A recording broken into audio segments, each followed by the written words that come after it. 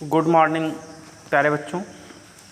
आज हम class 9th के लिटरेचर बुक के सेक्शन सेकंड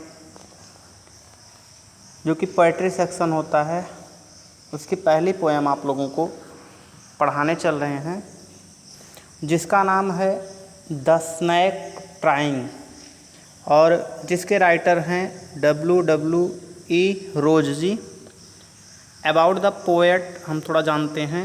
W.E. रोज यानी was born on 14th June 1894 at Peterborough. यानी W.E. रोज जी का जन्म 14 जून 1894 ईस्वी को पेट्रोग्राफ में हुआ था। He was a Canadian geophysicist and poet. वह एक कनेडियन जियोफिजिस्ट और एक कवि थे। He was the first poet, वो पहले कवि थे whose imagist poetry was published in Canada, जिनके द्वारा कल्पित कविताएं जो है कनाडा में पहली बार प्रकाशित हुई। He is called the first modern Canadian poet. उन्हें जो है आज के आधुनिक युग का प्रथम कनेडियन कवि कहा जाता है। हिज नोटेबल वर्क आर इरिटेटिज सोनेट एंड लैक्नोइस है। रोज डाइड ऑन 26 अगस्त 1966। रोज जी का जन्म जो है 26 अगस्त 1966 ईस्वी को हुआ था। अबाउट द पोएम पे हम नज़र डालते हैं। In the first half of the poem, in the first half of the poem, the poet describes how charming, graceful, smooth, glider, etc. In the first half of the poem यानी कविता के पहले आधे भाग में the poet describes कवि वर्णन करता है how charming, graceful कितना आकर्षक, शानदार, smooth मीन्स मुलायम, glider मीन्स चलने वाला सांप, etc. आदि है। the snake is, the snake is सांप है, which is being chased by someone with a stick. उस सांप का पीछा किसी व्यक्ति के द्वारा लाठी या छड़ी के साथ किया जा रहा था। Who is trying to kill it, जिससे वह उसे मारना चाहता था।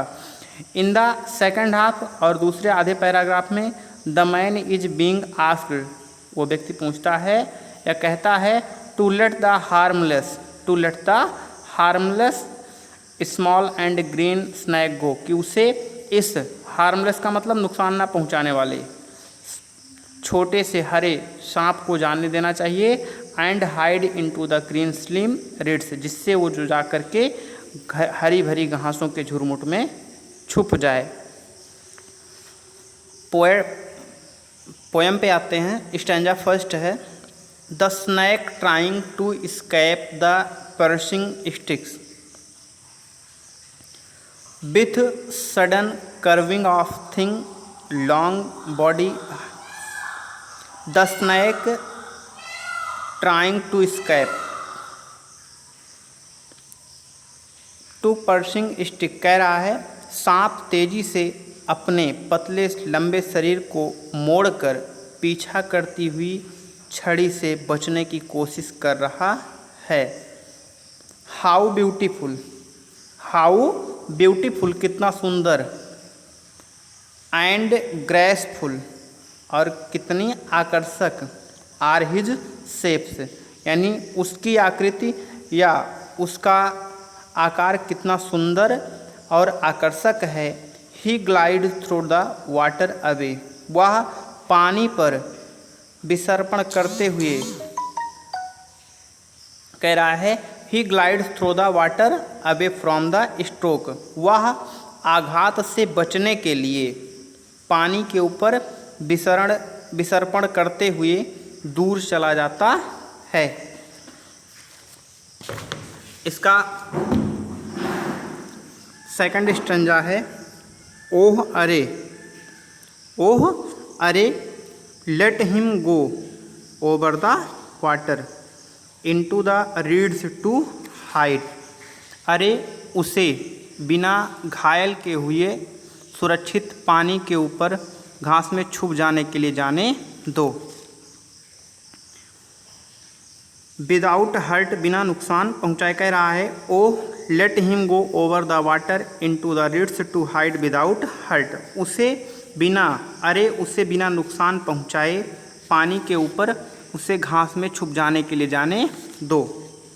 स्मॉल एंड ग्रीन, छोटा सा और हरा।